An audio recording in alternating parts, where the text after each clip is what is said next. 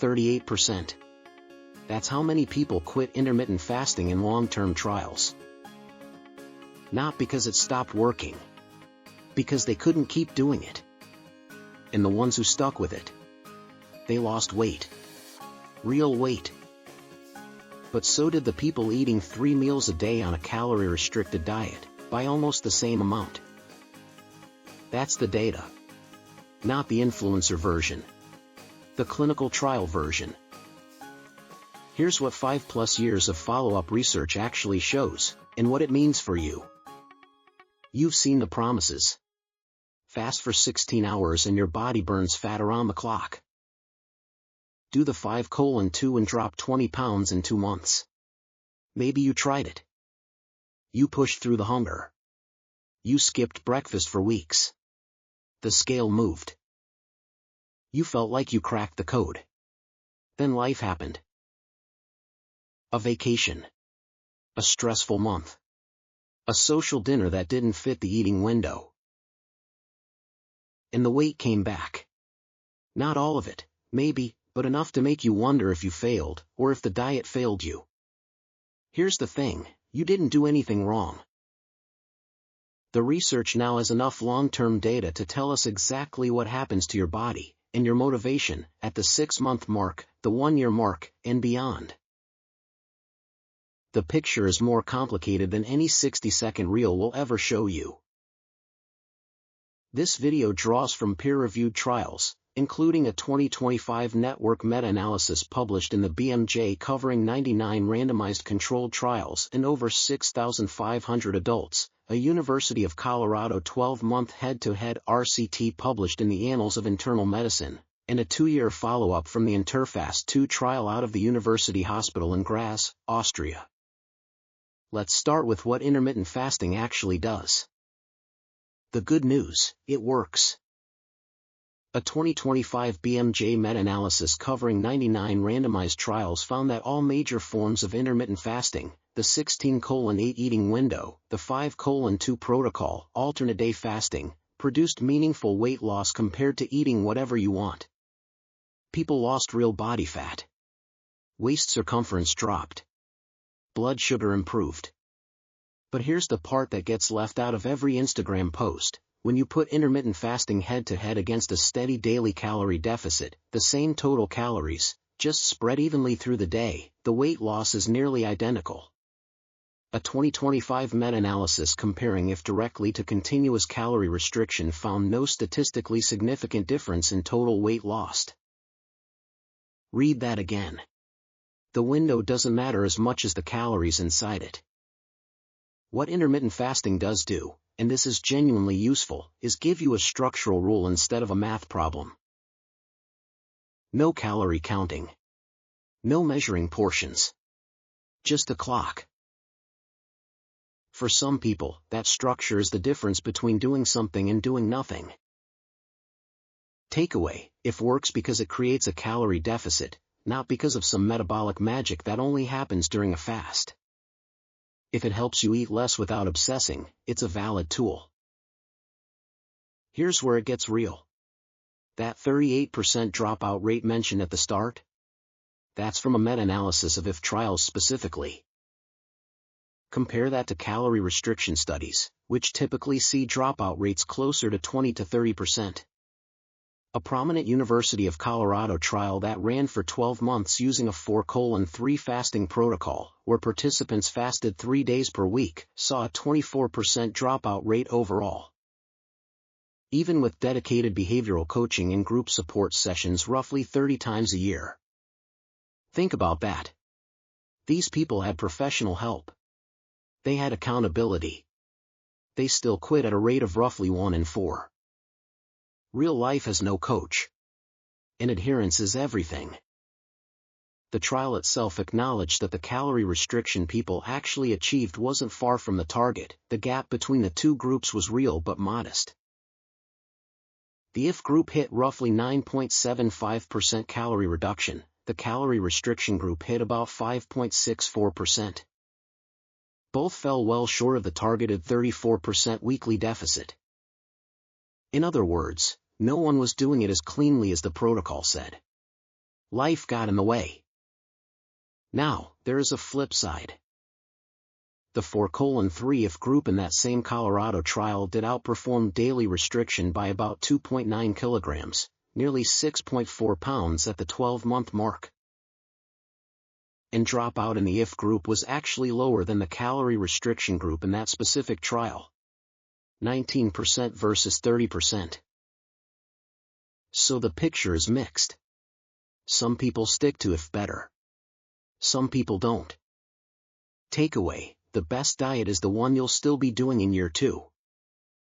Before you commit to intermittent fasting, ask yourself honestly, can you do this at a birthday dinner? On a business trip? When you're stressed and sleep deprived? Your answer tells you more than any study can. One of the biggest fears about fasting, especially extended fasting, is muscle loss. The concern makes biological sense. Your body needs protein to maintain muscle. If you're not eating for 16 to 24 hours, is it breaking down muscle tissue to keep you running? Research out of the University of Illinois Chicago addressed this directly in 2024. The finding: intermittent fasting does not cause excessive lean muscle loss. People who lost weight through fasting lost the same proportion of lean mass as people who lost weight through steady calorie restriction. In both cases, that lean mass loss was real. Losing weight almost always means losing some muscle alongside fat. But if didn't make it worse. And both groups could counteract it the same way: resistance training and higher protein intake during eating windows. Takeaway: if you're fasting, prioritize protein when you eat. Aim for 0.7 to 1 gram per pound of body weight daily, concentrated into your eating window. Add 2 to 3 resistance sessions per week. Your muscle will thank you. Here's the honest state of the science: long-term intermittent fasting data, we're talking 2 years and beyond, is still thin. Most trials run 12 weeks to 6 months. A handful go to 12 months. Genuine multi-year follow-ups are rare and usually small. One that exists: the Interfast 2 trial from Austria. Researchers followed participants for 2 years after a 12-week intermittent fasting intervention in people with type 2 diabetes. The IF group sustained meaningful weight reduction. The results held up. That's encouraging. But the researchers themselves pointed out what's missing: large, long-duration IF trials with the statistical power to give you confident answers at year 3, year 4, and year 5. They don't exist yet in the numbers needed. What the Cochrane Library's 2026 review, the gold standard for evidence summaries, found after analyzing 22 trials and nearly 2,000 participants: intermittent fasting produces weight loss and may improve some metabolic markers. But the certainty of evidence is rated low to very low for most outcomes beyond 12 months. Not because the results are bad, because the data simply isn't there yet. That's not a reason to dismiss IF. It's a reason to be skeptical of anyone claiming it's a permanent metabolic transformation versus what the data actually supports: a useful eating structure that helps many people eat less and lose weight. Takeaway: treat intermittent fasting as a tool, not a cure. Check in with yourself every 90 days. Is it still working? Are you still doing it? Is your weight still trending the right direction? Those answers matter more than the protocol on your app. If you're going to try intermittent fasting, the research points toward one approach as the current frontrunner. Not the 16:8, eat in an 8-hour window every day. That's the most popular, but the evidence for weight loss beyond regular calorie cutting is modest at best. Not strict alternate day fasting: fast one full day, eat freely the next. That's hard to maintain. Studies show it produces high dropout precisely because it's too rigid. The 4:3 protocol, fast 3 non-consecutive days per week, eat normally on the other 4, showed the best combination of results and adherence in the 2025 University of Colorado trial. Here's why researchers think it works: it hits what they call a sweet spot. 2 fast days a week. The classic 5:2 doesn't create enough of a calorie deficit to significantly beat steady restriction. Alternate day fasting creates too much structure to sustain. 3 days per week, on days you choose, builds in flexibility. You pick which 3 days each week based on your schedule. Client lunch on Tuesday? Don't fast Tuesday. Travel on Friday? Skip Friday's fast. The flexibility isn't a loophole. It's a feature.